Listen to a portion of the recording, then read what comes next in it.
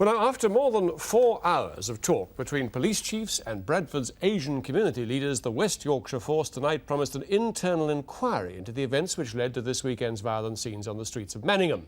2 police officers involved in the weekend's confrontation have been shifted to other duties.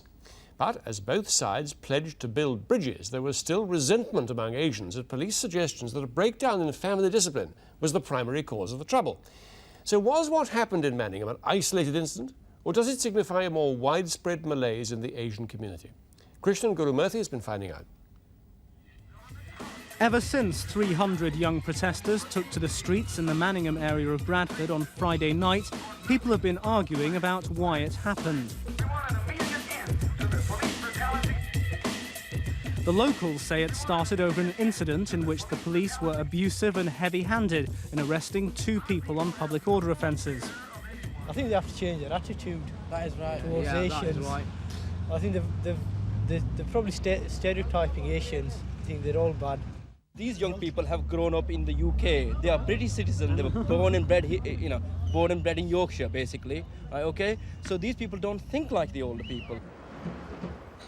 As the depressing aftermath sunk in, the Chief Constable of West Yorkshire presented an alternative analysis. The trouble was caused, he said, by Asian youths rejecting their own traditional values and teachings.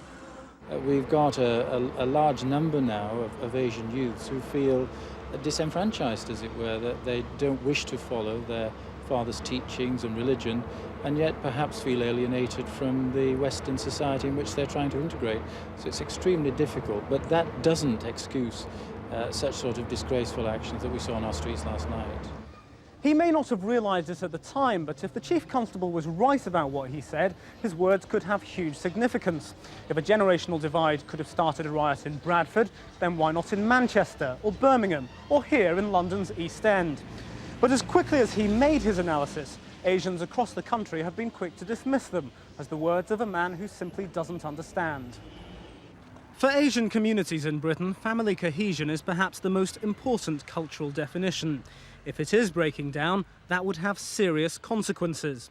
But most refuse to accept it as a serious proposition. I can't believe that somebody in his positions could make such a gross, error of judgment in his assessment. I think it's very, very important to state that, if anything, families of Asian origin and particularly Muslim families are stronger than ever, and the family structures have been one of support and understanding. And I think in an area like this, in fact, it's I believe it's maintained the kind of calm and the quiet that we've had for quite some time. The Asian press is being even more vociferous. Eastern Eye's editorial this week will not only argue that the generation gap idea misses the point, but that it fuels the kind of racial problems that the Asian community is complaining about in the first place. I think the police and the media are missing the point by focusing on problems within the Asian community. What they should be looking at is problems within the police force and how they can stop these riots occurring again. There's a big race relations problem in this country. Every young Asian has been either harassed by the police themselves or knows someone who has, and unless the police act harder and more quickly on these race relation problems, then I'm afraid riots like this could occur all over Great Britain. There's little doubt that today's young Asians are different to their parents, as much as any other group of young people in this country. Youth Connection started up in response to racial attacks in East London. These boys don't want to riot, but they do say they aren't prepared to take the same abuse that their parents put up with. Our elders were passive people that turn the other cheek and say, well, look, let's ignore it. Whereas younger Asian people growing in Britain saying, well, hold on, we've got just as much right as any other person in this country. We're here to live, work and make our livelihoods in this country. So we're not going to turn the other cheek, and I think it's wrong for young Asian people to turn the other cheek. Do you feel you have a stake in this country? Of course I have a stake in this country. I've got a job that's well paid, and I'm working with a local department and everything else. I've got friends, I've got brothers and sisters that are born and brought up here. You know, our home is this country. We are systematically being left out of the decision-making process when it comes down to making decisions and making sure equal ops is on an agenda. I think that's where the black community at large is being left out, not just the Asian, but the black community at large is being left out. So yes, you know, to a certain extent, there is, you know, a sense of alienation. Perhaps unsurprisingly, Muslim leaders at the East London Mosque say the riots in Bradford are a case of society reaping what it sows. They say despite their best efforts in classes like this, they're sometimes losing the cultural battle. And they say the British establishment is conspiring against them.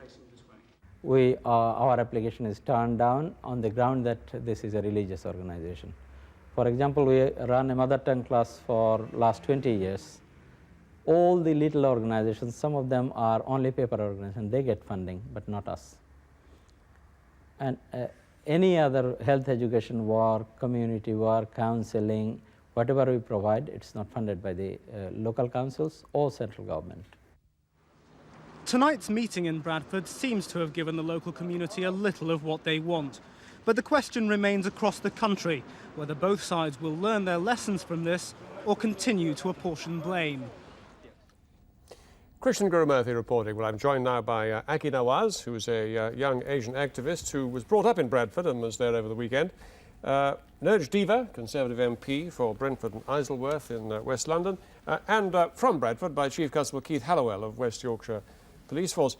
Chief Constable, does the fact that you are shifting two of your officers to other duties mean that you recognise that you were too heavy-handed in Bradford? I think what it shows is a goodwill on our part, that recognising that those officers working in that area would be a continued sore to members of that community. So until the issues are resolved, yes, they're not going to work in that particular area.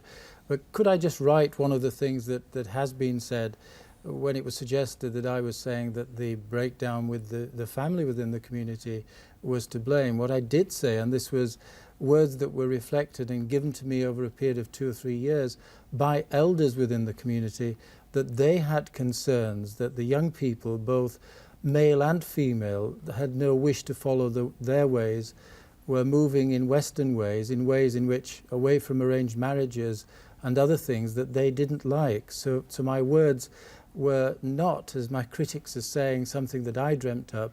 I was reflecting and repeating what had been told to me by senior members of the Asian community. If I could just get you quite clear, what you are saying is that essentially the problem in Bradford was caused not by anything the police did, but by problems within the Asian community. No, I haven't said that. No, please correct me then. Yes, with respect, Peter, you're jumping in. I was asked what were some of the reasons for it, and I said they were extremely complex reasons. A lot of frustrations within the young community and certainly within the Asian community. Frustrations about education, frustrations about opportunities in the workplace, all sorts of frustrations which are born in communities with high levels of unemployment. The parents and the leadership was just part of a report that I gave. Right. Now, Aki Nawaz, how do you react to what you've heard the Chief Constable saying in explaining what happened in Bradford? Well, I think he's been talking about the frustrations of the community, but he hasn't once mentioned the frustration at how the police deal with Asian youth or black youth in this country. And I think it doesn't just happen in Bradford, it happens everywhere in England. The police are totally heavy-handed. They have no respect whatsoever for people of colour. They're above the law, they're not accountable. There's so many cases what haven't been resolved by heavy-handedness of the police, and this will just be another case where there'll be an inquiry and nothing will be done about the police. The real issue here is the police and the way it goes about its business. Chief Constable. I mean, I think that's totally unfair. The responsibility of the police in this country going back for 10 years and the actions of the police in improving ourselves in relation to the way we deal with the community, particularly with the ethnic community, I think we have a record that we can be proud of. To actually take one incident An incident, if you remember, however it started, and we're not sure why it started, but however it started ended up with severe damage, with people being put in danger, with massive violence on our streets. To actually lay that at the door of the police, I think, is non-productive. What we really need to be looking to see is how we can make things better. I, as one, and I'm sure all of my colleagues, will do everything in our powers to make sure that this doesn't happen again. Najdiva, how do you apportion blame as between the police and the community? When it comes to apportioning blame, Peter, I mean, the fact is that our community relations have improved. This country has some of the best relations in any country in Europe.